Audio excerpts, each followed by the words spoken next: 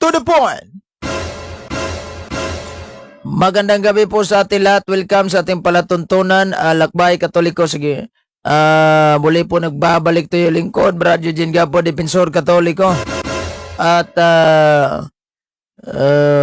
ating pag-uusapan sa oras na ito ang 25 lesson or doktrina ng Iglesia ni Cristo.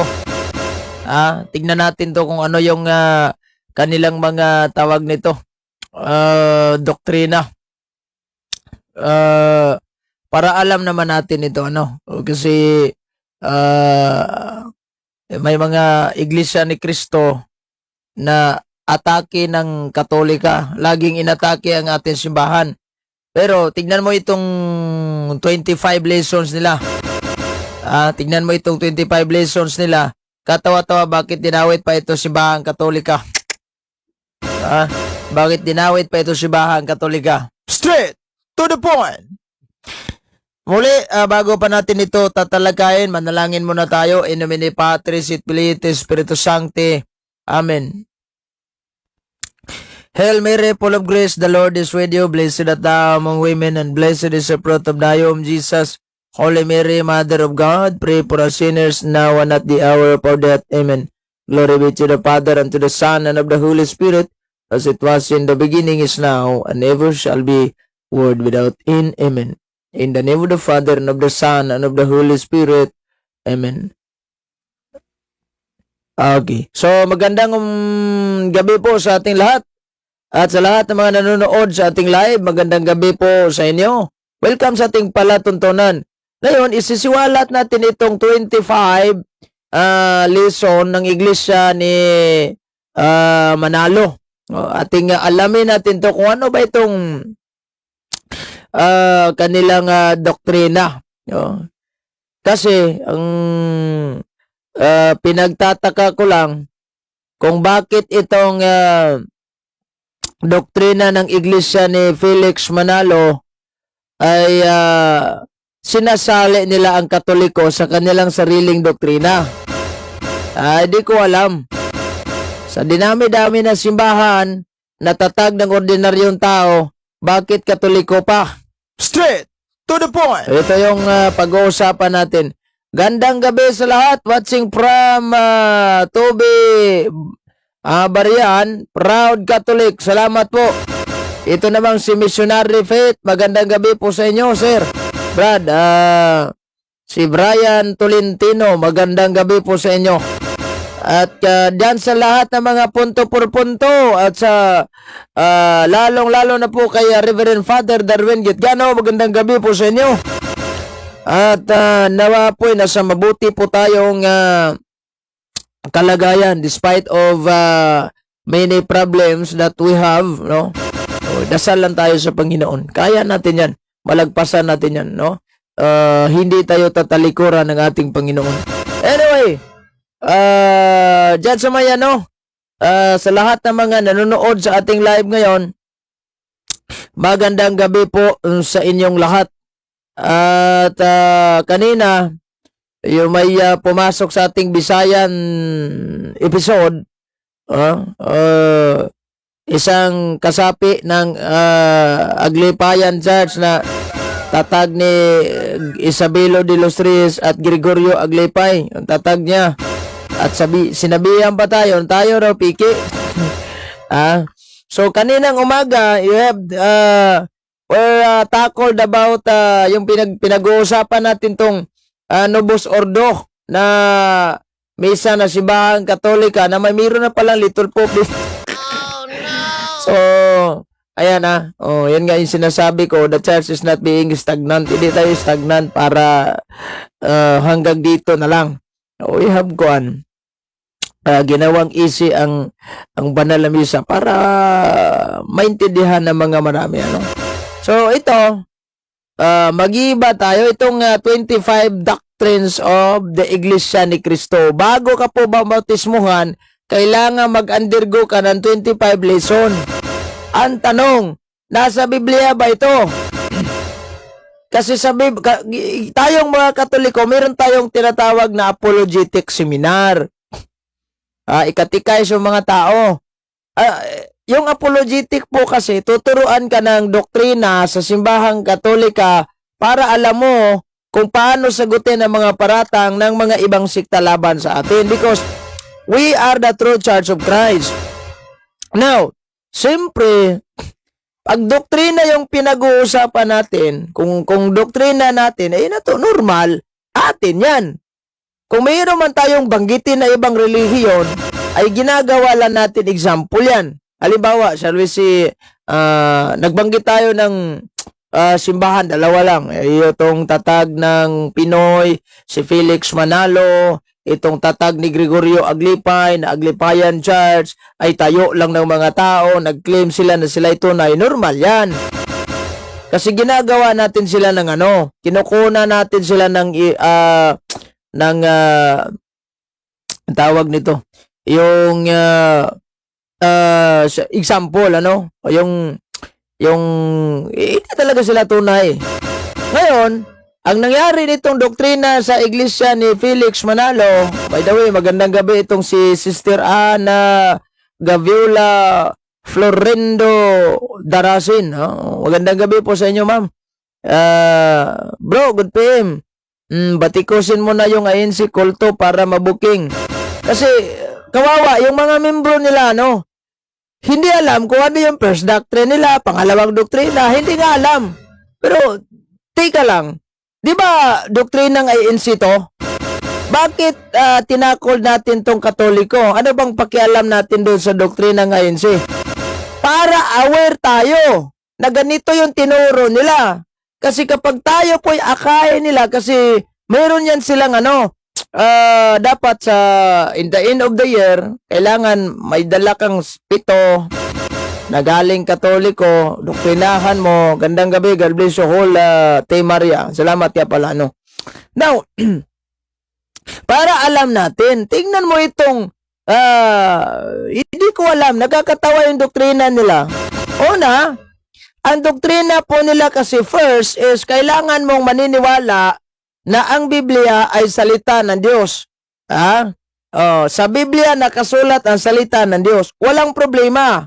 The Word of God are written in the Bible. No problem about that. The question is, sino ba ang nagdeklara ng Biblia na itong Biblia is Word of God?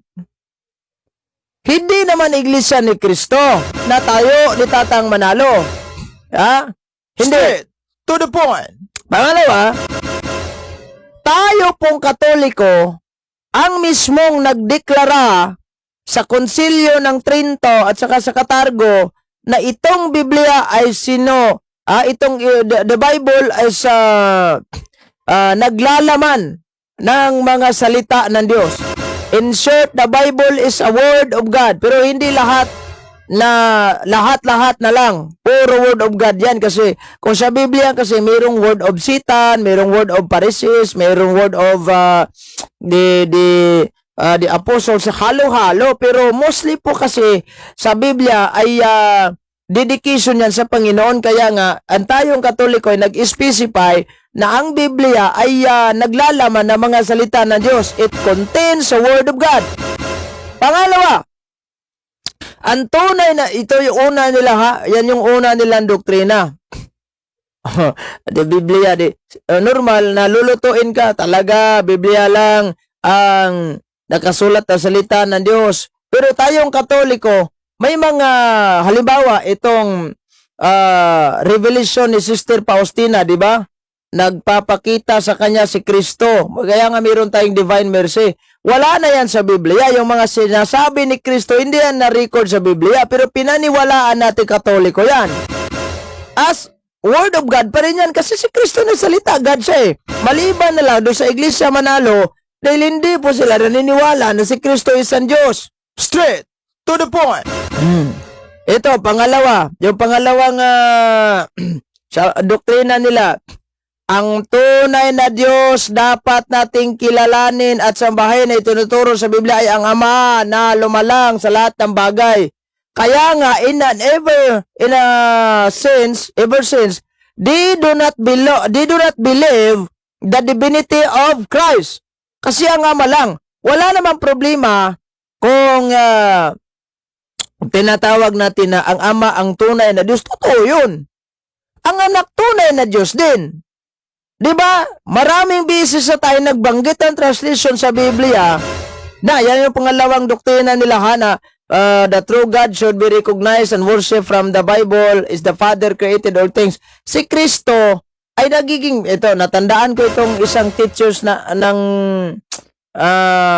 private school. Dumalaw doon sa namin, sa boarding house namin. Kasi may syuta siya na boardmate namin. So, napadalaw siya. Gandang gabi po sa lahat. Narinig ko talaga sa ibabaw nung kasi dalawang palapag yung boarding house namin sa baba may misa na round table. So narinig ko talaga yung sinabi niya, si Kristo ay Diyos, dapat siya sana ang naglalang sa mundo. Hindi siguro nagbasa ito yung mga iglesia ni Kristo, palagay ko hindi nagbasa ito ng Biblia dahil mostly po sa mga iglesia ni Kristo na itinanong ko, wala di umano silang dalang Biblia. Kawawa naman oh. No. Dapat mayroon kayong sarili Biblia. Ayan oh. So, daganang nangaway sa ako. Yaman mo yan. Ikaw naman kasi, pinamukha mong tunay yung kay Aglipay. Samantalang yung resulta sa pag-search mo, si Kristo nagtayo ng Katoliko, hindi ko alam kung bakit pilit na pilit kayo itong kay Aglipay, Charles. O bakit pilit na pilit ka? Ito, basahin natin to 16. Christ Himself is the Creator who made everything. Colossians 1:16, Colossians 1:16. Christ Himself is the Creator who made everything in heaven and in earth. The things we can see and the things we can't. The Spirit, Word, and its King and kingdoms, its rulers and authorities, all were made by Christ for His own use and glory. Kita nyo? Si Kristo naglalang din sa mundo. Paano sinabi niyang ang Ama lang, ang manlalalang sa buong mundo? Si Kristo, hindi ba manlalalang? Yung debate namin bukas, hindi pa matuloy. Sa Sunday evening na lang. O Saturday evening. Kasi ngayon sana, kaso ay Yan yung pangalawang doktrina nila. Which is wrong. Hindi dapat paniwalaan. That's why, niluluto ka ng mga iglesia, niluluto nila tayo sa kanilang maling pananampalataya.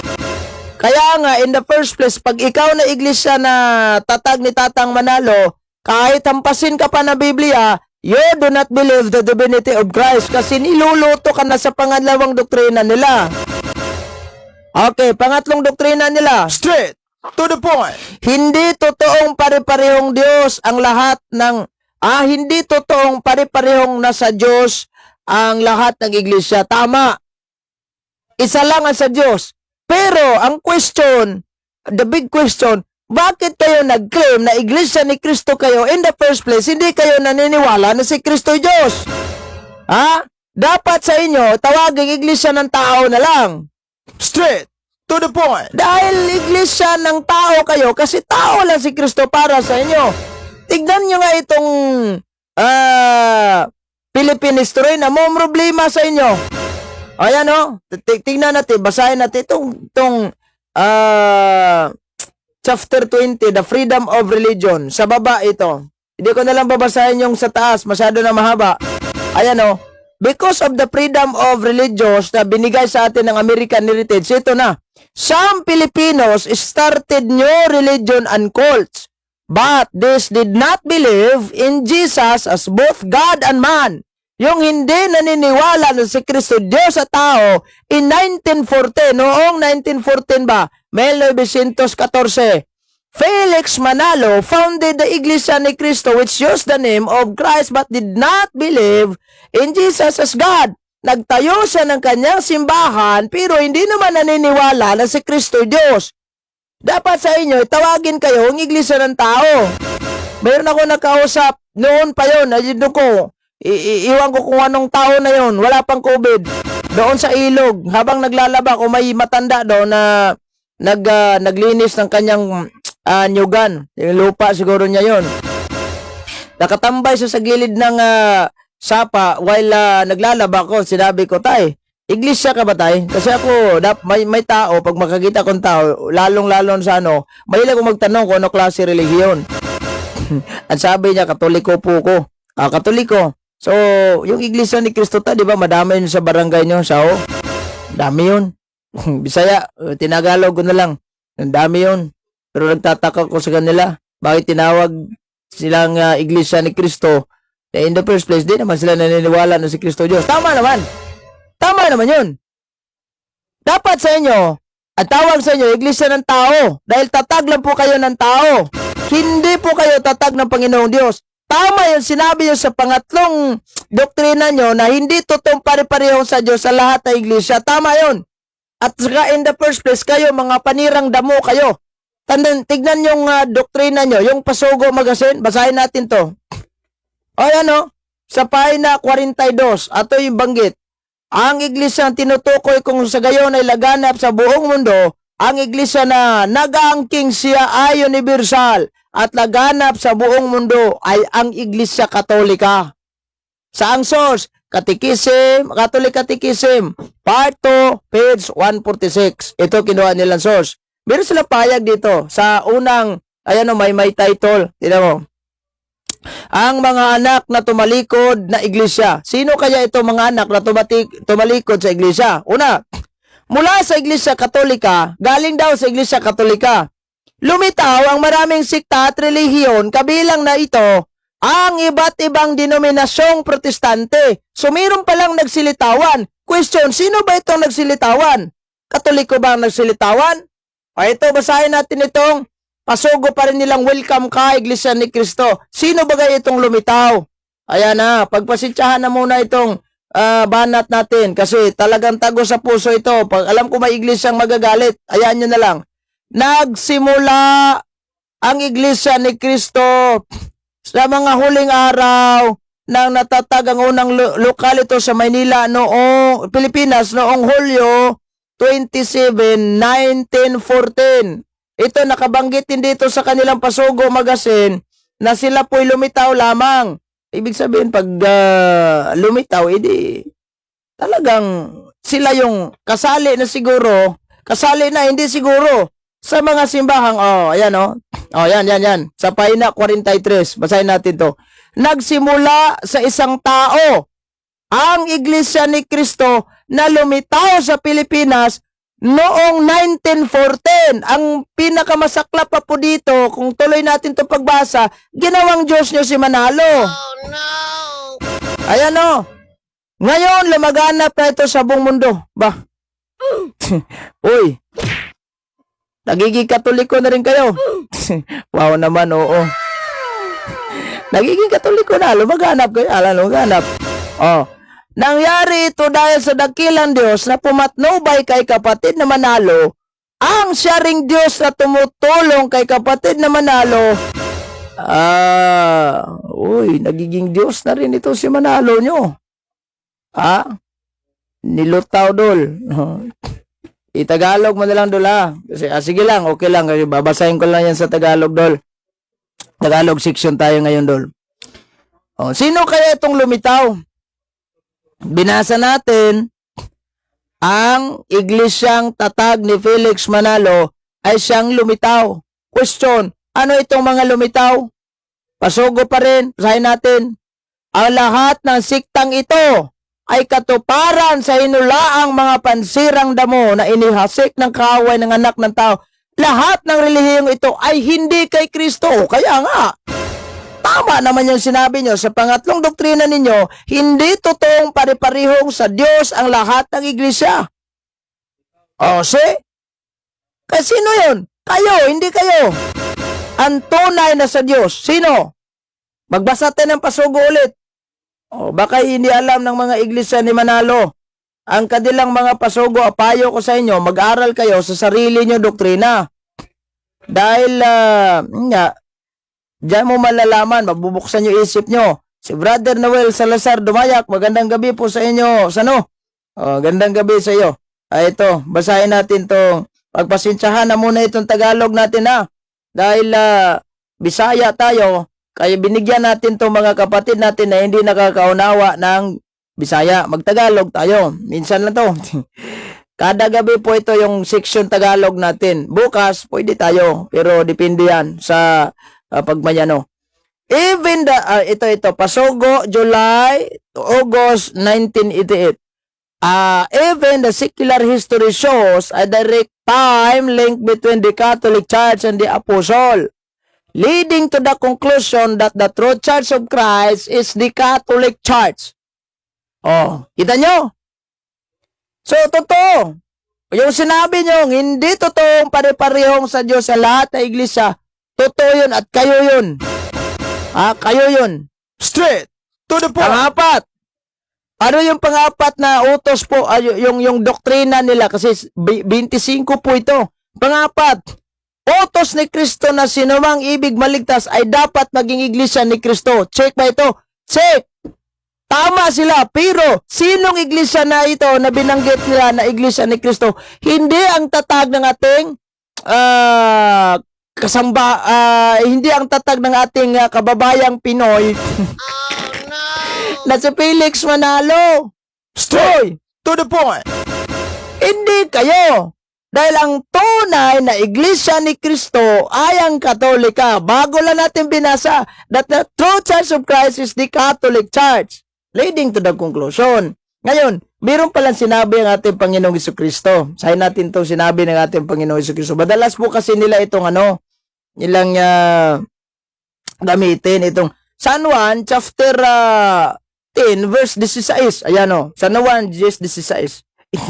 Yan mayroon akong iba pang mga tupa na wala pa sa kulungang ito. Kailangan sila kailangan sila ipasok ko rin. At sa papakinggan nilang aking tinig, sa gayon ay magkaroon ng isang kawan na may isang pastol. Question, yung binanggit ni Kristong kulungan, ano ito? Ito ba'y tatag ng ni Tatang Manalo? Basahin natin tong Biblia. Ayan yan. The paraphrase on the New Testament. Maraming Biblia ang iglesia ni Kristo. Maraming salin yan. Kita nyo, yung pumasok ako sa loob ng simbahan nila first time, noong 2009, kung hindi ko nagkakamali. Yung pumasok ako sa kanilang simbahan, kasi inakay po ko, sabi, birthday daw. Ano birthday? Wala naman. Straight to the point. Kaya ito, basahin natin. Anong klaseng kulungan na binanggit doon? John chapter 10 verse 16. Ayan, Protestant edition O ito. And beside the Jews, I have chosen people among the Gentiles.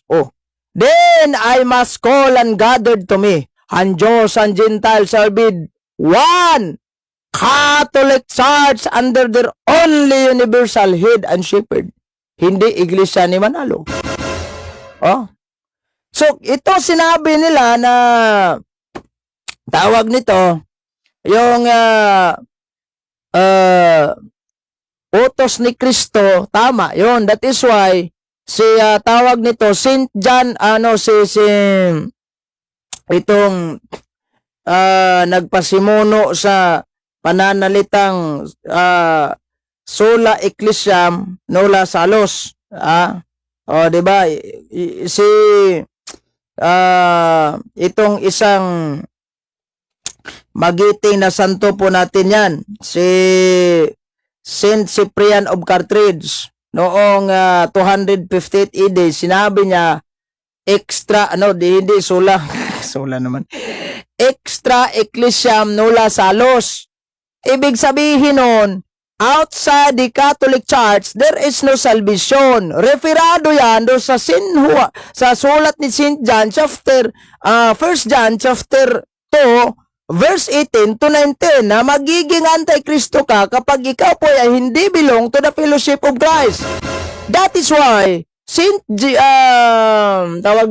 Cyprian of Carthage, sinabi niya, extra ecclesiam nulla salus. At pinatunayan na ng ating opisyal na doktrina ng Catechism of the Catholic Church, outside the church, there is no salvation. Kaya ang payo ko sa inyo, huwag kayong lumabas sa simbahang Katoliko. Kung gusto mo maligtas, di magpamimbro ka na. So ano bang purpose na doon kayo nagpamimbro sa tatag ni Tatang Manalo? May kaligtasan ba doon? Hindi ko alam kung si Tatang Manalo ay nabautismuhan ba sa sarili niyang simbahan. Oh no! Alamin mo muna ang Bible bago ka magsalita. Oy, yung Roma 16:16, panis na yan. Tagal na natin yung tinakod. Tagal na natin yung diniscuss. Tagal na natin yung pinag-uusapan. Kung hindi nyo lang alam, kung binasa nyo ang buong konteksto nun sa Roma 16:1 hanggang 15, binanggit pa nga ni San Pablo lahat ng kanyang pinapasalamatan, lahat ng kanyang kinukumusta. Walang Manalong sinali. Dahil in the first place, hindi nga alam ni San Pablo, ito si Manalo. Straight to the point. Hindi alam. Mamaya, pag-usapan natin yan. Uy, si Pita. Pangangalan pa lang, biskwit na. Dapat sa'yo, isaw-saw sa kape. Hindi, biro lang. Pangalan mo kasi Pita eh. So, ito tayo sa panglima. Ayan yung sinabi ko sa'yo. Yung sinabi ko sa inyo, panglima. Ang panglima po sa kanilang 25 doctrines, ganito. Excuse me.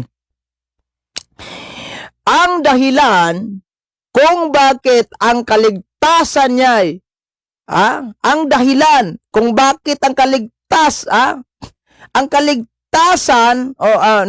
kaligtasan naman, hindi ko nalimutan ko yung panlima nilang doktrina. Yung panlima ay ganito. Ang dahilan kung bakit ang kinagisnan natin Iglesia Katolika at hindi Iglesia ni Cristo. Yan yung panglima nila. Magandang gabi po kaya Prince Nick Bandulon. Yan yung panglima. Ngayon, bakit pagay kanila nga ina-advertise, kino-commercial, pinopropaganda, itong kinagisnan po natin Iglesia Katolika para mas lalong maakit nila itong mga Katoliko dahil yung puntarya po nila sa kanilang pangaral ang simbahang Katolika. Dahil dito po sila magkakaroon ng maraming kita.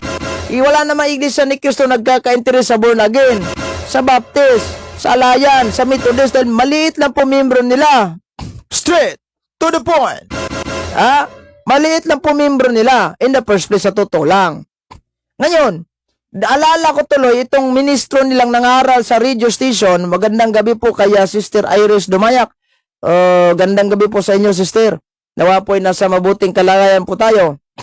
At sa iyong pamilya, magandang gabi po. First time ko ito nakita si Brad Noel Salazar Dumayak doon sa Cebu. Okay, yung mga isa sa mga sponsor natin, nagkikita-kita tayo.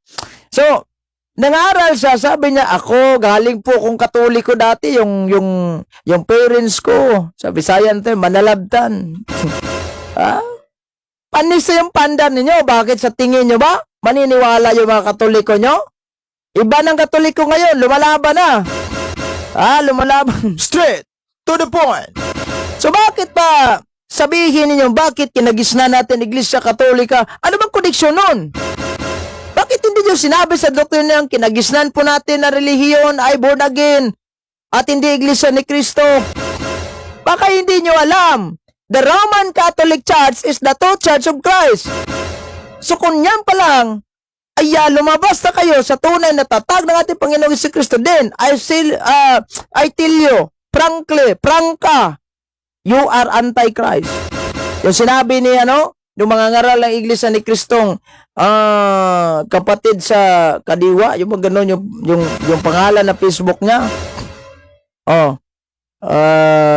Kakaunti po. Sinong kakaunti? Yung pangalan niya, sabi niya, hindi daw sila anti-Kristo. Hindi siguro nagbasa ng Biblia kung ano yung anti-Kristo. Yung anti-Kristo, mas lalo kayong na anti-Kristo nito dahil in the first place, you don't believe the divinity of Christ. That's why you are anti-Christ. Straight to the point. You don't believe the divinity of Christ. That is why, payo ko sa inyo, mga iglesia ni Kristo, iwasan nyo na lang yung magbasa kayo ng Biblia.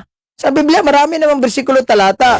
Wala naman tayong totol sa sinasabi yung tao lang si Kristo. Of course naman, nagiging tao yan. Christ become human and dwelt among us. St. John chapter 1 verse 14. Sino bang tumutol sa inyo yun? Ito. Sa in English pa, pagkasabi, the reason why we grew up with the Catholic Church and not the Iglesia ni Cristo, yung pong ganun pagkasabi nun. Panganim. Dapat alam natin to, i-discuss natin to, panganim. Ang mga aral ng Diyos na nilikuran ng Iglesia Katolika, kailan ba Kailan ba tumalikod ang Iglesia Katolika? Sa aral ng Diyos. Kayo ang tumalikod. Bakit dito pa lang sa panlima at saka sa pang-anim, sinisiraan na kagad yung Iglesia Katolika? Bakit ba? Ano bang meron sa Iglesia Katolika na lagi nyo sinisiraan? Alam ba ninyo, in the first place, nakapasok po ko sa kanilang simbahan. First time yun. Sa dinami-dami ng simbahan na pwedeng bagitin sa loob, bakit Katoliko pa yung puntarya nyo? Straight to the point. Ayan o, the commandments of God that the Catholic Church turned away. Kumbaga sa English term. Ano, nauulol na ba kayo? Bakit ba tinira nyo Katoliko? Tingnan natin kung anong doktrina Katoliko. Yung dinadala sa Katoliko at pinaniniwalaan. Meron tayo ebidensya. O, ayan. Kayo, para kayong yung introduction toward religion and belief system na aklat. Walang nakasulat dito na Iglesian Tatag ni Manalo. Kayo, rehistrado kayo sa Security Exchange Commission, normal yan kasi Pinoy po yung founder nyo. Isang union tatag kayo ng tao. Hindi kayo tatag ng Panginoong Jesucristo. Tignan natin to, Pahina 71. Kung bagay, nag-turn away ba tayo sa pananampalataya sa Diyos? Tignan natin to. Christianity. Ano itong Christianity? Ito yung banggit. Christian who believe the Holy Trinity. Yung meaning yung kahulugan niya mismo, yung definition. Ayan. Christians also believe in the Holy Trinity, which means God has three aspects, Father, Son, and the Holy Spirit. It is believed that God the Father sent His Holy Son, Jesus, to earth to redeem humanity from their sins for them to avoid the eternal flames of hell. Dito pa lang, hindi na kayo pasado. Dahil in the first place, you don't believe the Holy Trinity. Ngayon, introduction tayo. Kasi definition yung binasa natin, di ba? Introduction. Tignan natin itong sinabi nilang tinalikuran ba natin ng aral ng Diyos. First, Christianity is a religion that is very familiar to Filipinos because the Philippines had become predominantly Catholic since the Spaniard occupied the country from the 16th to 19th centuries. With the spread of Catholicism, hindi po ito Iglesyang Kristo. As one of their enduring legacies to the Filipino people, it is considered the world's largest religion. You just imagine, 1.36 billion po yung mga kasapi natin, yung membro po natin sa buong mundo. Sila entire, the whole world, so 3 million lang, maliit. Oh no! Maliit na kayo, di nga kayo nangungulilat sa survey. Straight to the point. Ito, tuloy natin yung basa. A religion based on a teaching of Jesus Christ, who is considered the Son of God and the Messiah or Savior. Here is, tanyo? Anong dinadala ng Kristyanismo? Base dito, sa Katolisismo a religion based on the teaching of Jesus Christ. Nakabase po. Kayo, nakabase ba kayo? Ewan ko, questionable pa nga kayo eh. Ito, ibang ebidensya naman. Basahin natin tong binasa na natin to nung mga nakaraan pang previous live pa rin natin. Marami bisis na tayo nagbasa dito. Yung Nelson's Dictionary of Christianity. Ito. Yung Nelson's Dictionary of Christianity. Tignan natin kung anong pananampalataya na simbahang Katolika. Roman Catholicism, Pahina 596. Roman Catholicism, Apostolic faith taught by the Roman Catholic Church. Ayan. At sasabihin yung tumalikod kami sa Panginoong Diyos. Tinalikuran namin ang aral ng Diyos. Sinunod nyo ba ang aral ng Diyos? Naku naman Ano yung will of God? Si Kristo nagtayo ng simbahan. Anong ginawa nyo? Nagtayo si Manalo ng sarili niyang sikta. Oh no! Straight To the point. At hindi naman tunay na simbahan yan sa inyo. Sikta po kayo. Anong ebidensya mo, Brad? Sikta kami. Baka sabihin ng mga iglesia ni Manalo, o ito. Ayan o. O, sinong sumulat yan, Gapo? Sa Philippine history? Hindi po ito Katoliko, ha? Baka sabihin nyo, Katoliko. Ang hirap po kasi sa inyo. Kapag magbasa na tayo ng history, dinidiin nyo palagi yung author. Ki Katoliko, ki hindi Katoliko yung author, wala nating magawa as far as the history is concerned. Dapat tayong maniwala. Dahil yung history, pinapublish to, may editor to. Basahin natin to. The Iglesia ni Cristo founded by Felix Y. Manalo in 1914. Kita nyo, si Manalo lang pala nagtayo sa inyo. Nagugulat ako, kala ko ba si Cristo. Ayan. Is a Philippine sekta, ha? With members both in the country and abroad. It has 475 members. 475,000 members. Hindi kayo nangungulilat. Straight to the point. O yan, o. Philippine history na nagsabi, sikta lang pala kayo. At kung i-search ninyo sa Google, lumalabas po, the biggest cult, itong Iglesia ni Cristo, hindi Katoliko. So bakit ninyo dinama itong Katoliko sa mga doktrina nyo? Bakit sinabi nyo, doktrina lang kayo ng doktrina, inyo yan, wala naman akong pakialam sa inyo eh. Pero, huwag nyo idama yung Katoliko. Bakit sinabi nyo sa pang-anim, ang mga aral ng Diyos ay tinalikuran ng Iglesia Katolika? Ha? Kailan kami tumalikod sa Diyos? Ayaw ang tumalikod.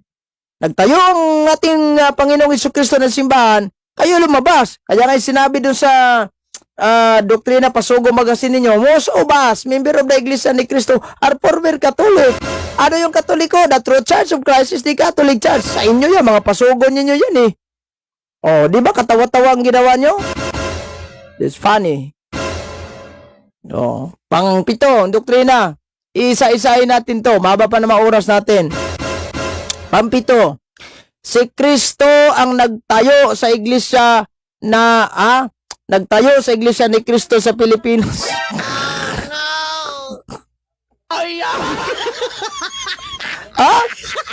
Si Kristo nagtayo sa iglesia ng Pilipinas? Huy, Diyos ko. Ito siguro yung ito siguro yung nangyari, yung epekto sa 3 araw at 3 gabing hindi kumakain, paglabas sugo na. Oh no. Paano ba naman itinayo ni Kristo ang iglesia ni Kristo sa Pilipinas? Hindi nga nakapunta si Kristo personalin sa Pinas upang mangaral, pagkatapos sabi niyo itinayo ni Kristo? Ano ba? Straight to the point. Natatawa tuloy ako sa... Natatawa tuloy ako sa inyo. Iwan ko ba sa inyo? Paano naging tayo kayo ni Kristo dito sa Pilipinas? Oy! Ayan na. Resulta na yan. 3 araw kasi 3 gabi, hindi kumakain, lumabas, sinabi na ng sugo. Oh, no! Nauulol. Saan ba ebidensya nyo? Saan ba ebidensya nyo? Wala kayong ebidensya, di ba? Huwag nyo kami lukuhin. Dahil kaming Katoliko, hindi na po kami maluluko. Ebidensya, saan? Na mismong sinabi sa Biblia, na ang iglesia ni Kristo, si Kristo ay nagtayo dito sa Pilipinas. Kawawa naman. Kawawa naman. Paano naman si Kristo pumunta dito sa Pinas at magtayo siya? Nako naman, oo. Ito. Ang pang-8. Ito yung nakakatawa, pang-8. Si kapatid na Felix Manalo daw ay sugo ng Diyos sa mga huling araw. What?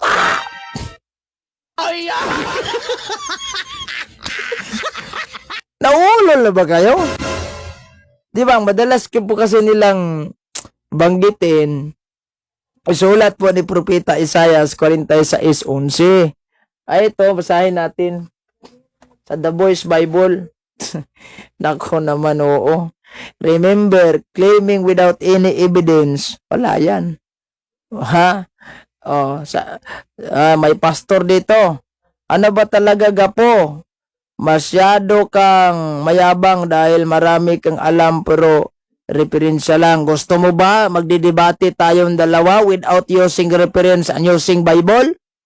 Kung kaya mo. Dahil in the first place, ang simbahang Katolika yung umabot sa Pinas, walang dalang Biblia. Walang dalang referensya. Gusto mo makipagdebate sa akin without using Bible and reference? Kung kaya mo. Hindi naman ako mayabang, ha? Kasi in the first place, dinidina nyo yung mga references. Dinidina nyo yung mga history book. Well, in fact, the Bible is considered as a history yan. So, huwag na lang tayong gumamit ng Biblia at huwag kang gumamit ng referensya. Debate tayo. Tignan nyo. Tayo, debate tayo. Gusto mo, pasok ka sa live ko. Ito, basahin natin Isaiah 46:11. Anong banggit? I am the one who called Cyrus, the bird of prey, from the east. Si Cyrus po, hindi si Felix Manalo. Si Cyrus. Zero si Manalo. Wala. Biblia na yan, Binasa natin yung Biblia. So, hindi po pasok kasi wala pong sarili lang pong pag-uunawa nitong si Felix Manalo. Hindi ba lang kumakain ng 3 araw, 3 gabi, paglabas niya, sugo na siya. Walang referensya. Useless yan. Makikipagdebate ka sa akin na walang referensya. Biblia lang. Sige, wag kang gumamit ng Biblia. Total, ang Biblia, referensya din yan, Di ba, nagkakaroon ka ng reference. Ano ba yung reference na ginamit mo? You know what is reference means? Alam mo ba kung ano yung referensya? Pastor ka pa naman, di mo alam. So, mayroon tayong dalawang uri ng referensya. Standard and not standard. Pag sinabi nating standard, yung mga storybook, yung mga World Almanac, yung mga atlas, mga standard yan. Mga hindi bias. In short, walang hindi ecclesiastical. Pag sinabi nating non-standard reference, so po yung mga ecclesiastical letter na pwedeng kayo magsabi sa iyong letter na kayo yung tunay, inyo yun. At hindi ba si-serve yung standard kasi may mga taong hindi talaga maniniwala sa inyong mga artikulo. Yung ganon. So, masiserve din natin yan as a reference kasi gagamitin ko yan laban sa'yo kung meron ka. Pag once na standard, ibig sabihin, both, kahit mga hindi Kristiyano, kahit mga atheist, kahit mga Muslim, gumagamit. Halimbawa, Philippine history, kahit Muslim gumagamit nun. Kahit mga hindi Kristiyano gumagamit. That's standard. Walang banggit ng Biblia na si Manalo ay sugo. Nauulol na siguro ito sila. Kailan ba sinugo si Manalo? Saan siya sinugo? Sa paanong paraan siya sinugo? Tinawagan? Nag-text sa kanya yung Panginoon? Nag-throw dreams? Yung ganon? Sa panaginip? O pinadalan siya ng sulat galing upos-opis? Paano siya? Nag-video call sila ng Panginoon? Wala. Sariling pag-uunawa sa Biblia. Nagbasa 3 araw, 3 gabi, paglabas, hoy, sugo na ako. Katawa-tawa naman ito si Manalo. Katawa-tawa talaga ito. Straight to the point. Anyway, dito, dumako na tayo sa pangsiyam. Ang siyam na kanilang doktrina. Sino ba itong pastor na ito? Ang simbahan nila, image ni Manalo, ang mayroon. Ako naman, Oh no! So, pangsiyam.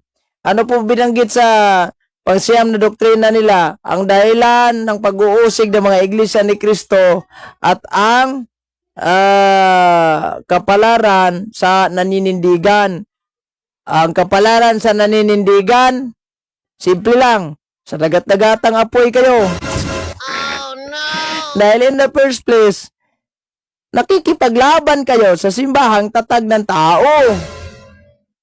Totoo yun, may inusig na simbahan. Sige. Maghanap kayo ng simbahan na laging inuusig.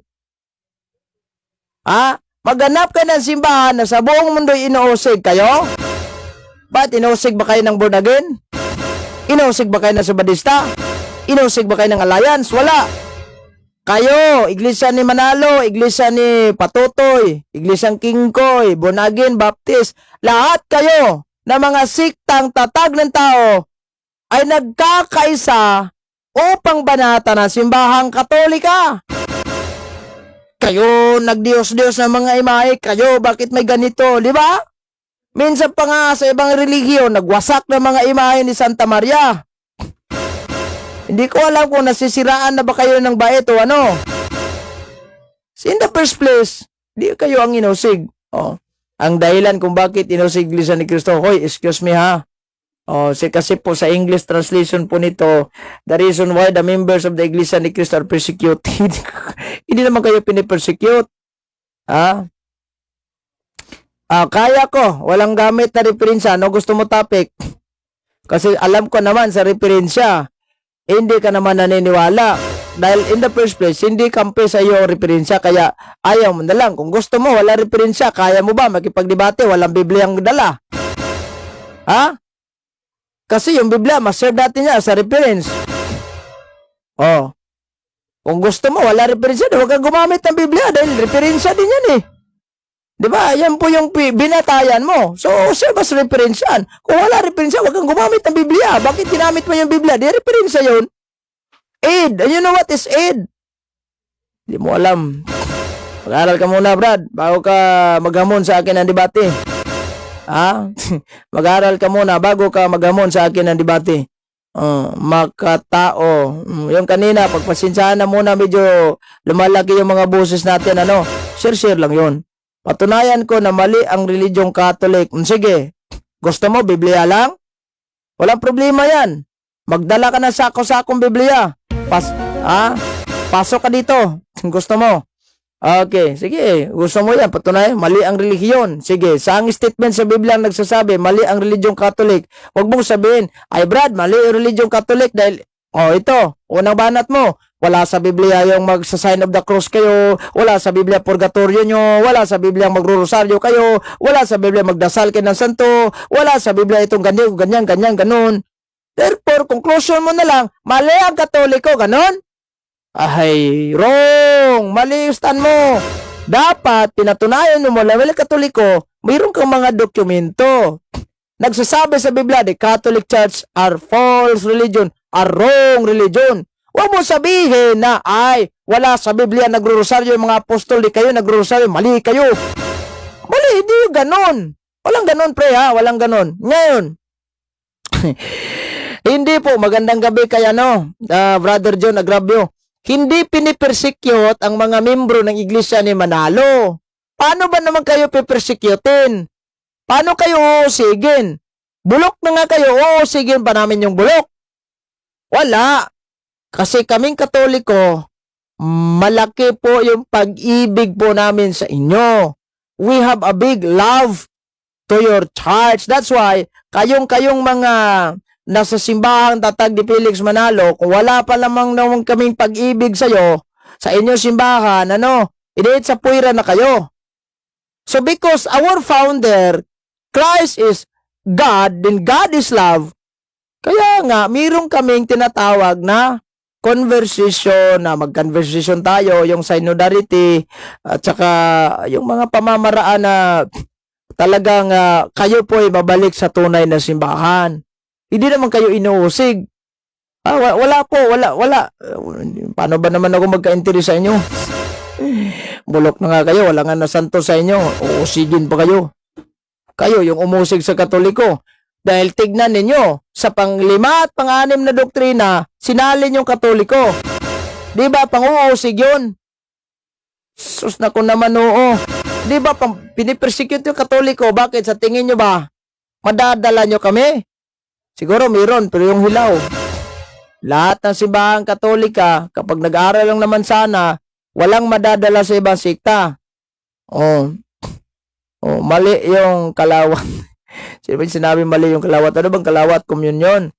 Sige, dito tayo sa sa 10, pang 10, si 25 po ito. Meron pa tayong 15 na una pa 10, ang marapat na pag-anib sa Iglesia ni Cristo. Proper way of joining the Iglesia ni Cristo.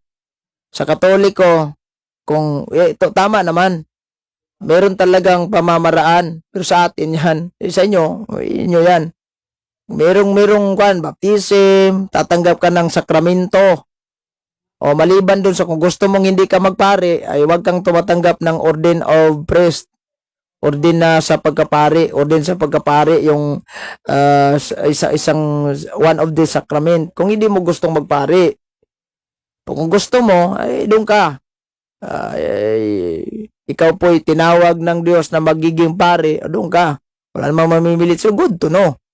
So, wala. Proper way of joining Iglesia ni Cristo. Ito na. Pang-11 tayo. Ang mga katangian ni Kristo at ang kanyang tunay na kalikasan. The true nature of Christ, dalawa. Sa kanilang tinuro, tao lang. The two natures of Christ is 100% both 100% God and 100% human. Colossians chapter 2 verse 9. Hindi itinuro ng Iglesia ni Manalo yan. Hindi nila itinuro yan. Dahil in the first place, tinanggap lang nila ang nature ng pagkatao ni Kristo. Ang nature ng kanyang pagkadiyos, hindi nila tanggap. Ano nga ulit sabi ng Biblia? Tignan mo itong Biblia natin. Ano nga ulit ang sabi? Doon sa St. John chapter 8 verse 24, I said to you that you shall die in your sins, for unless you shall believe that I am a living God, you shall die in your sins. Mamamatay kayo sa inyong mga kasalanan dahil hindi kayo naniniwala na ako ang tunay na Diyos. Tinuro ng Iglesia ni Manalo to? O yung tinuro nila ay sinungaling? Takpan yung katotohanan. Saan na ba yung natures of, divine natures of Christ? Ba't hindi nyo itinuro yan? The true natures of Christ, hindi lang iisa, dalawa yan. 100% God and 100% human kasi nagiging tao din siya sa pamamagitan ni Mother Mary. Kanyo? Iglesia ni Manalo, maggumising na kayo. Ito, pang-12 na doktrina to. Pang-12. Ang pagkakaiba ng Diyos at ni Kristo at ang mga patotoo ng Biblia na hindi si Kristo ang tunay na Diyos. Walang mababasa sa Biblia na si Kristo hindi tunay na Diyos. Mismo ang Ama, sinabihan ng kanyang anak, ang iyong trono o Diyos. Hebrehanon 1:8. Hindi nga kayo nagsabing Diyos si Kristo, mismo ang Ama nagsabi nga. Nangaral pa nga si San Pablo, di ba binasa natin yung Biblia? Christ was truly God. Ito, basahin natin ulit. Kailan ba naman pinangaral ng mga apostol na hindi Diyos si Kristo? Di ba binanggit na natin yan? Philippians chapter 2 verse 6. Christ was truly God, but he did not try to remain equal with God. Truly God ito si Kristo. Ipinangaral ng mga apostol yan. Paano ba naman sabihin nyo, hindi Diyos si Kristo? Di ba? Sus, naku naman, ito. Tingnan natin tong tracing doktrina nila. Ang mga maling paggamit ng mga salin ng talata sa Biblia ang batayan ng mga nagtuturong si Kristo ay tunay na Diyos. Hindi nila tanggap ang mga ibang bersyon na nagsasabing si Kristo ay tunay na Diyos. Mabubuko po sila. Sinabihan na lang nila, Peking translation yun. In the first place, hindi magiging Peking translation. Hindi lang nila tanggap. Wala naman sigurong translation na Peking. Sige. Bakit di gumagamit ng Lamsa translation? Binanggit dun sa Roma 9:6, si Kristo Diyos. Sinabi ni Lamsa yan. Pasalamat na kayo. Wala akong Lamsa Biblia dala dito. Binanggit ni Lamsa yan. Kasi in the first place, si Lamsa Trinitarian form po yan. Si Lamsa Trinitarian form. Straight to the point. Naniniwala siya ng Trinity. So, pag may banggit sa Biblia na si Kristo Diyos, malinsalin ng Biblia ito. Oh, no! Hindi malinsalin, hindi nyo lang tanggap. Kailan ba nagkamalinsalin ng Biblia? Straight to the point. Nago naman, ito. Itong pang-14 aral po nila, pananagutan ng mga kaanim na Iglesia ni Kristo sa Yung pagbabagong buhay. Oh, sa Katoliko, mayroon yun.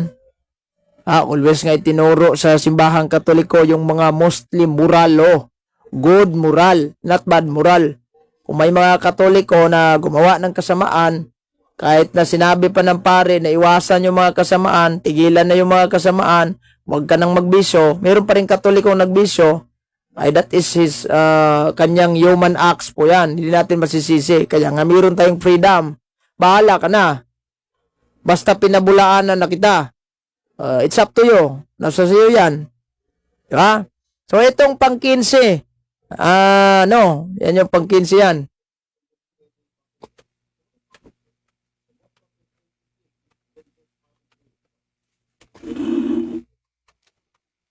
Sandali lang.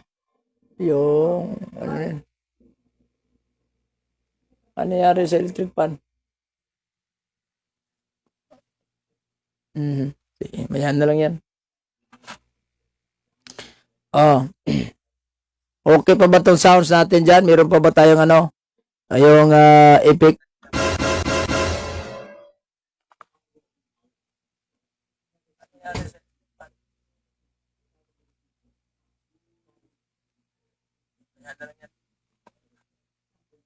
Sige. Okay pa ba itong sounds natin dyan? Meron pa ba tayong yung epic? Meron. Okay, Brad. Sige. Mostly kasi pag gumanon konti yung cellphone ko, mamamatay yung mga microphone natin lahat. Parang Si Brother Dasan Basan, magandang gabi po sa inyo. Good evening.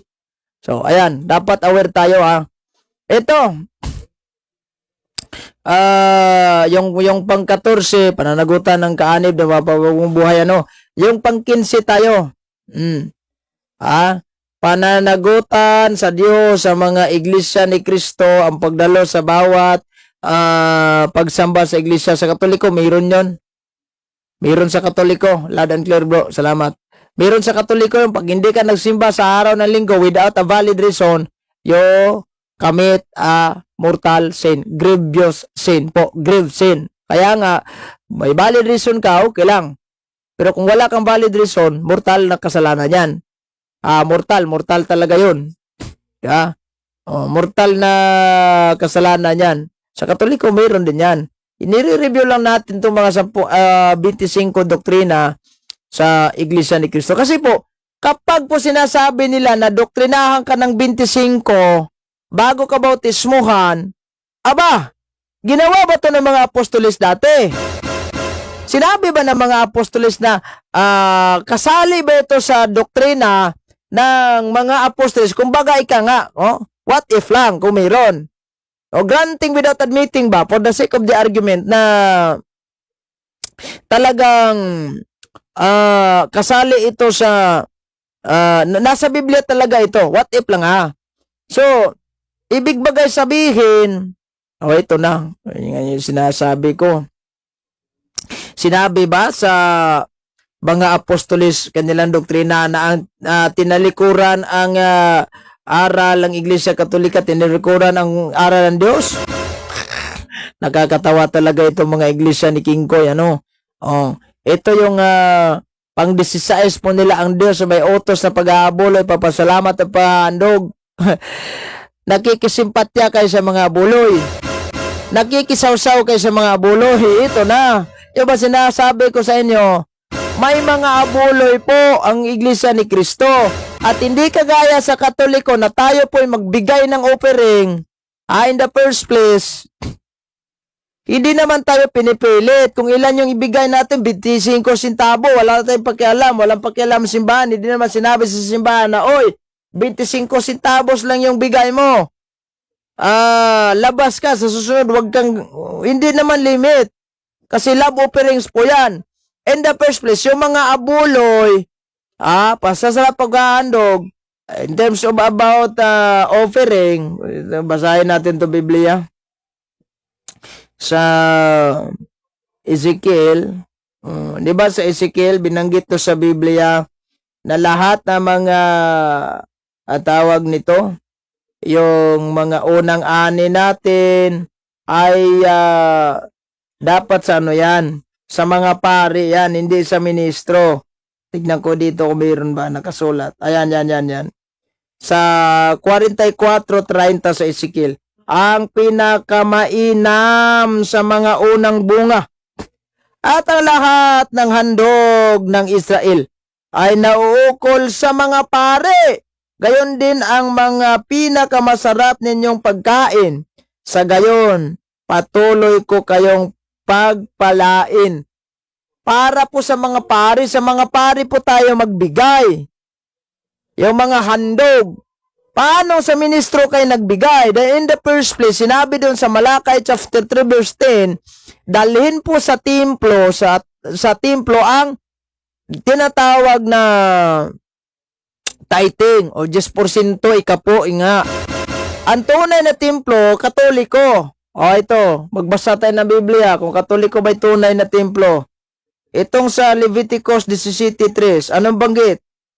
O, 17:3 tayo. Yan na natin to. Yan. That is an order to sacrifice the law of God. Provide sacrifice to be offered in other tabernacle, but at the tabernacle of the temple of the Lord, to signify that no sacrifice would be acceptable to God out of His true temple, the one Holy Catholic Apostolic Church. Nakita nyo? Ang tunay palang templo ng Diyos sa simbahang Katolika, hindi tatag ni Manalo. So kung nakikisimpatya kayo, kung nakisawsaw kayo sa mga pag-aabulit, pagpasalamat, pag-aandog, hindi po kayo ang tunay na dapat bigyan ng pag-abulit, pag-aandog. Normal, meron kayo nun dahil dyan nabubuhay yung mga ministro nyo. Straight to the point. Wala naman trabaho yung ministro nyo. Hindi naman tubong bangko yun. Hindi naman nagmamayari ng malaki lupain yun. So, normal na umasa sila sa mga membro. That's why, panay-panira kayo sa Katoliko. The more madagdagan ng Katoliko, the more madagdagan ng membro nyo, the more money. The more kayong mabawasan, the more wala. Kanyan. Itong 17 nila, love one another is God's command. Tama. Meron din yan sa amin.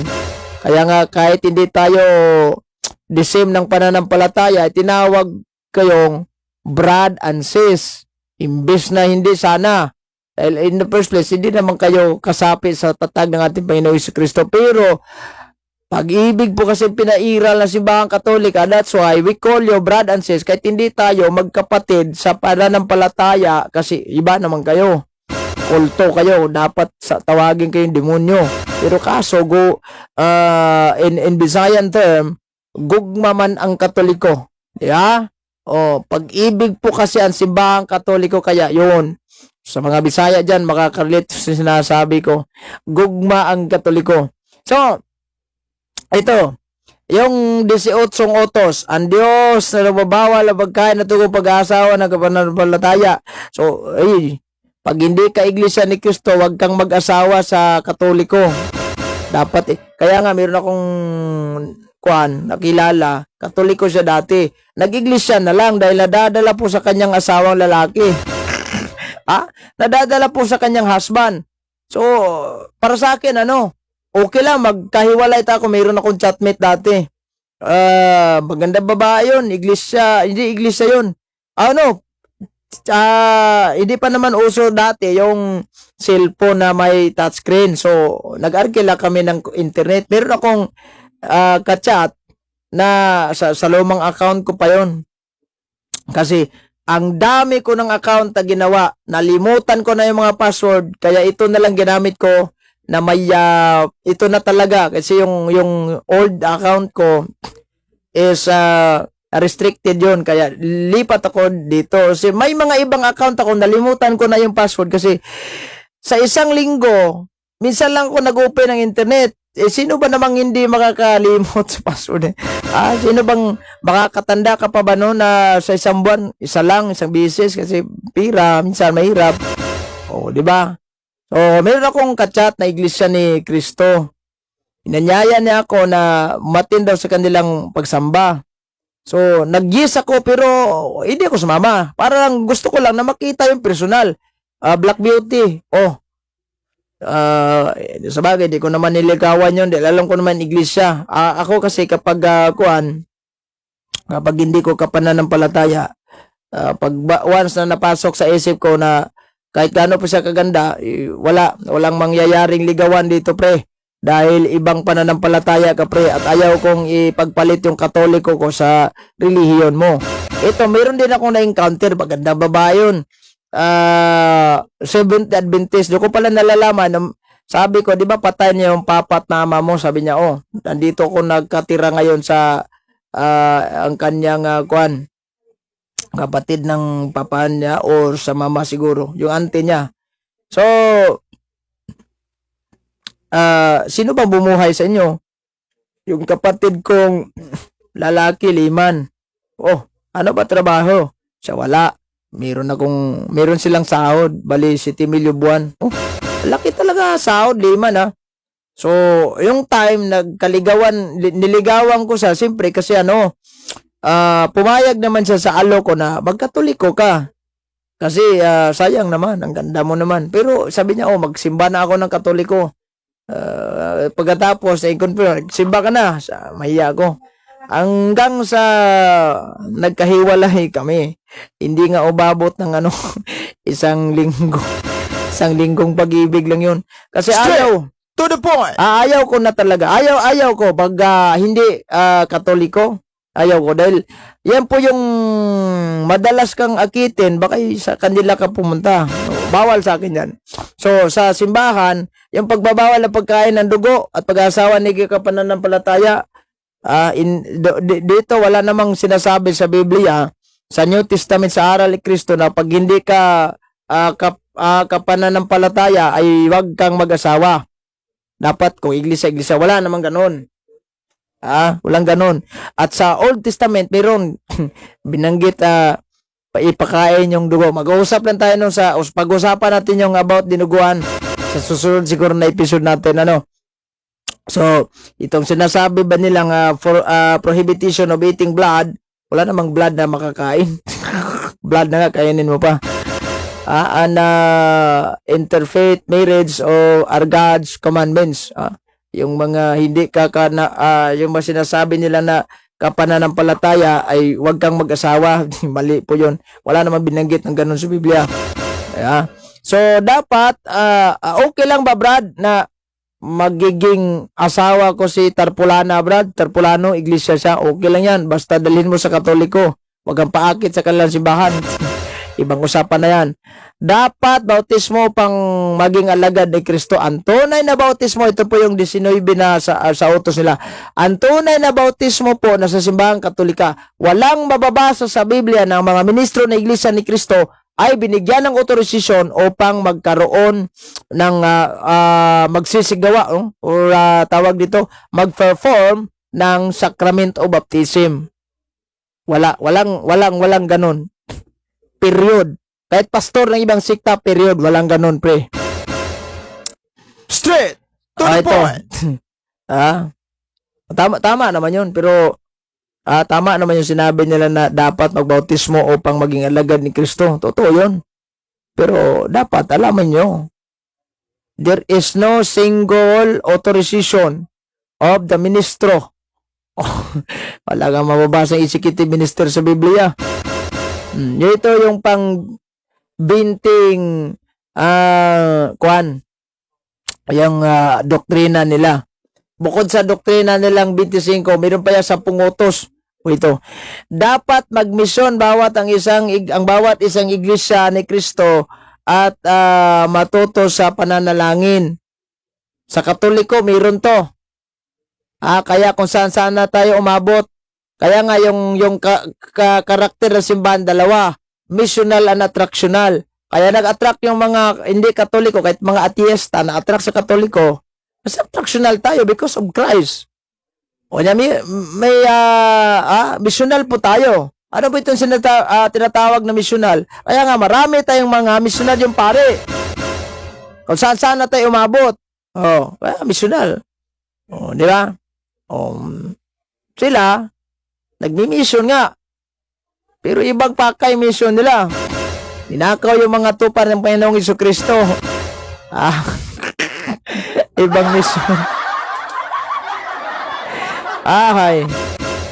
Oh, yung pang 21, dapat makakatala ng bawat iglesia ni Kristo at masasakop sa pananampalataya. Ito yung sinabi ko na sa isang taon dapat may madala ka ng 7 tao galing sa Katoliko o kung saan Muslim, Katoliko yung dapat meron kang madadala nun. Ha? Yan yung pakay nila. Misyon yan nila na dapat magmisyon ng bawat ang isang iglesia ni Kristo at matuto ng panalangin. Ha? Missionary work niya. Ano yung pinupuntarya? Katoliko rin. Ha? Oh no! Katoliko yung pinupuntarya nila, di ba? Magpuntarya ka doon sa mga Muslim area. Hindi mo ba alam? Hindi nyo ba napansin? Sa mga Muslim country po, sa mga liblib na lugar na sa Pinas na may mga Muslim, walang mga iglesia ni Kristo. May iglesia ni Kristo ba sa Arab country? Biro nga sa Japan ba, pero Muslim Pinoy pa rin yung mga kasabi. Oh no! Pinoy, paano yan Pinoy? Kawawa naman, Pinoy. Ito yung 21 doktrina nila. Dapat yun na. So itong pang 22 po nilang doktrina, itong aral Diyos sa pagkakaisa na Iglesia ni Kristo, yung unity, tama naman yun, ang Simbahang Katolika, kaya nga tinatawag tayong one. Dahil iisa lang po tayo, may magisterium tayo. Kung ano yung pinangaral kung ano yung dinideklara ng magisterium, we have to ganon. Kung ang magisterium ay ganon, maganon siya, ganon tayo. Halimbawa, itong Lipa, Batangas, ginanon ng magisterium, yung sa Vatican kasi not authentic, so ganon tayo. Pag mag-approve, in-approve sa magisterium, we have to okay. Susundin natin yan. Ha? Meron na mapagkakaisa, Brad. Kung ba, ito, ibang iglesia ni Kristo pa in terms of pagkakaisa, sa eleksyon, walang freedom ka sa eleksyon. Halimbawa, 2 lang tumakbo ng presidente. Kung halimbawa lang sa Bisayan, Pananglitan, sa in English example, there are only 2 who run the presidential candidate. Pag sinabi ng Iglesia ni Kristo, si Tarpulano yung bubutuhan natin kasi unity sila. Kawawa si Kukoy. Dahil si Kukoy, hindi bubutuhin. May bumoto man ni Kukoy or may bumoto man ni Budjing. Pag sinabi ng Iglesia ni Kristo, si Bunjing yung piliin natin, kawawa si Kukoy. Ang bumoto lang ni Kukoy kung halimbawa lang kung lahat ng Pinas ay walang halong Muslim, lahat ng Pinas puro, walang halo lahat. Puro Iglesia ni Kristo. Ngayon, hindi ko naman sinabi sa inyo na bawal sa kanilang politika. Halimbawa lang, may tumakbong presidente, 2.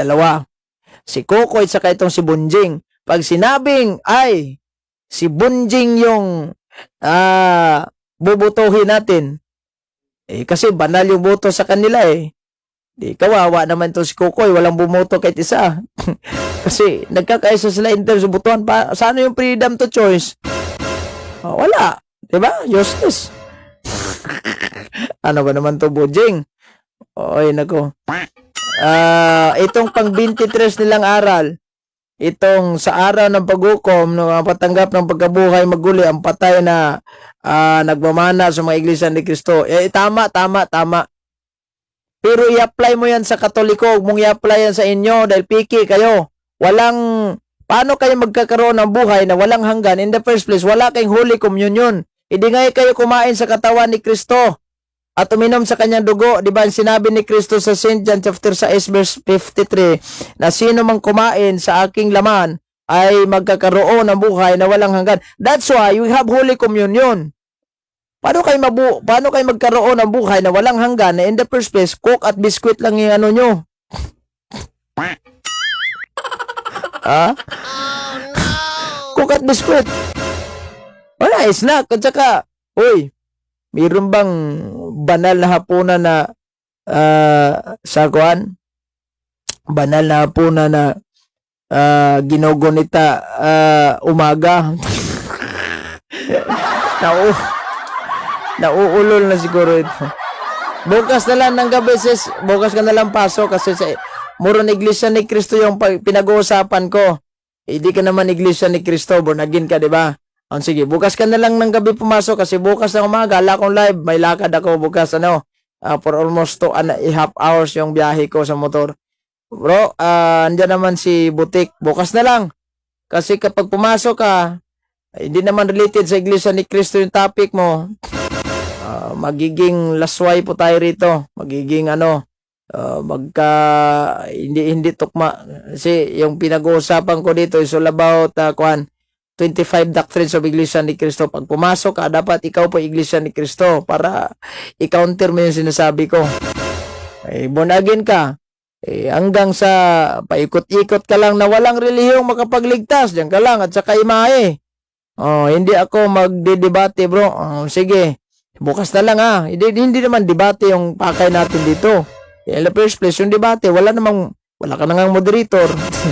Sharing lang tayo dito. Siguro, sa Visayan section na lang sa pag-umaga or Sunday na lang siguro. Yung ka lang pumasok kasi bukas, sa Friday, sa Saturday morning na lang. 1 minutes lang. Bakit ka ba namimilit? Ano bang gusto mo? Sa susunod na lang, nagtapik ko kung na-Iglesia ni Cristo, namimilit ka 1 minute. Paano yung 1 minute na yan? Pag pinasok kita, remove din kita. Ilang segundo lang yung 1 minute.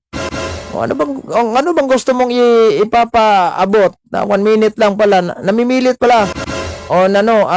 Nagmamakaawa ang ka nga. So, lang. Saturday morning na lang kasi Visayan section ko yan. Sa Tagalog, nahihirapan ka naman mag-Tagalog. Hindi ka naman marunong magtuloy-tuloy sa Tagalog kung para sa akin komportableng Bisaya ka. So doon ka sa Visayan section pumasok ka. Sa Saturday morning na lang siguro para mas hindi ka nauutal-utal kasi ang pangit tingnan natin dito na Tagalog, nauutal-utal ka sa Tagalog ay nako. Alam nyo ba bakit ako may Tagalog live? Hindi naman sa para yung mga hindi nakakaunawa na Bisaya, nakakaunawa. Diba? Nakakaunawa. That's why may Tagalog section ako. Mayroon kasing nagano sa akin, Brad, paano ba naman yung Tagalog mo, Brad? Hindi kami nakakaunawa. Kaya nga may Bisayan tayo. Sa Bisaya naman, sayang naman, ang ganda ng live mo. Hindi ko nakakaintindi kasi Bisaya ka. O kaya mayroon tayong Tagalog. Dahil pinaprioritize po natin ang mga kapatid natin na hindi nakakaunawa. Yan po ang pakay ko sa live kong dito. Hindi naman ako nagla-live para live lang ng live. Wala. Mayroon tayong intensyon. Dahil gusto natin na matuto itong mga Katolikong kulang ang kaalaman. Yan. Sa susunod gusto mo yung Bisayain ko na lang baka hindi mo naintindihan sa Tagalog. Nagkakaintindi ka naman sa Tagalog pero hindi mo lang siguro ako nga utal-utal ako mag-Tagalog pero sige pa rin para sa ating mga kapatid. Hindi naman, I'm not expert with regards about Tagalog Bisaya. Hindi ko nga alam kung ano sa mga Tagalog itong ibang salitang Bisaya. I'm not expert. Yung kapag ginamitan ko ng English, ibig sabihin, hindi ko alam sa Tagalog yan. In English ko na lang para walang halong Bisaya. Pag hindi rin ako marunong sa English because I'm not expert with regards about English, so nagtatagalog ako. Pag Bisaya talaga ako. May halong Tagalog man yan, pero konti lang. Yeah. Ito, pang 24 na doktrina. Ang sarap sana papapasokin itong si Ma'am. Kaso lang, mahirap intindihin itong si Ma'am. Gusto niya siya yung pakinggan. Ay, nako naman, Ma'am. Alanganin po yan, 1 minute sinabi mo. Ito, dapat magdaan sa pagpasok upang malaman kung talagang tunay at tapat sa pananampalataya. Yun yung 24 doktrina nila. Susubukin ka. Ay sa simbahang Katolika, may freedom tayo. Kung hindi mo gusto ang pananampalatayang Katoliko, O kung magdesisyon ka, bahala ka na. Nasa sayo yan. Hindi naman sinabi ang Katoliko na, oy, ayaw mo magkatoliko, lilitsunin kita. O dito ka. Wala naman. Pero, mananagot ka sa Diyos nun. Mananagot ka kay Kristo nun. Straight to the O point. ito, panguli, overall instruction. Mga tagubilin daw. Sa simbahan Katoliko, ang daming tagubilin sa simbahan Katoliko. Ang daming tagubilin talaga. Ayan o. Catechism of the Catholic Church, lahat-lahat nandito na po. Kini si Sarah walay good manners and right conduct, putak ng putak, si John Nabo. Ayan mo yan. So, ma'am, kung gusto mo talaga pumasok o magkaroon na diskusyon sa akin, ma'am, nakakatawa ka naman, ano? Yung bang, I love you, Mama Mary, mahal na mahal kita, di niya kayang banggitin, bigkasin sa bibig niya. I love you, Jesus Christ lang. Paano yan? Ano ba tawag doon sa taong umiibig lang sa anak, sa ina, hindi inibig? Diba? Ibang ano yon. Oras, 47 minutos after 8 o'clock in the evening. Straight to the point. Okay, sa lahat ng mga nanonood dito sa atin, magandang gabi po sa inyong lahat. Ayan na, ang tawag nito. Sadali lang. Kana na po nga, pasok ka na lang, Vergara. Pasok ka. Pag-uusapan natin tong iglesia. Ikaw, iba, iglesia ni Kristo ka. Pasok ka, pasok. Wag lang yun si ma'am kasi born again yun. Di bagay sa ating pinag-usapan. Pasok ka, mas mabuti pumasok ka. Libre ka magtanong. Kung mag-comment ka lang, eh ba, yung sinabi mo na, ay kasinungalingan pa rin. Yung sinabi niya, kasinungalingan lang daw. Sige, magtanong ka na magtanong kung kasinungalingan ba. Sasagutin mo. Kung pastoral way of preaching ang gusto mo, wala problema. Pero kung gusto mo ng sagutan na, halimbawa, yung nangyari do sa membro ng Aglipayan Church na may mga panahon na nanlalaki yung mga boses natin kasi sa emosyon yun. Diba ganyan ako pag magdala ng emosyon, may emosyon talaga. Magandang gabi po sir, si Danny Lingo Katyan. Sa Catholic Fitipinda do sa may sa Salog chapter, si Danny Sumalpong. Magandang gabi po sa inyo, Brad. Kamusta po kayo doon? Magandang gabi sa inyong lahat. Si Vergara, pasok ka. Di ako nag-reply sa membro ng Iglesia ni Cristo, nagsabi saan daw ako bukas kasi sunduin nila ako, ibang klase na yung sundo. Oh no. Iba na yan. Okay, wala na tayo sapat na oras hanggang sa susunod uli. Ito yung lingkod Brad Eugene Gapoy nagsasabi po sa inyo, magandang gabi sa lahat at salamat sa inyong panonood. Mag-ingat po kayo lagi. Sino ba ito? Si Dean Quesley. Magandang gabi bro. Watching dito sa Kawit, Cavite.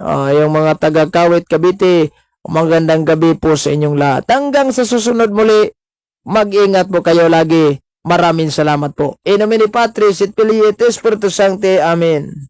Straight to the point.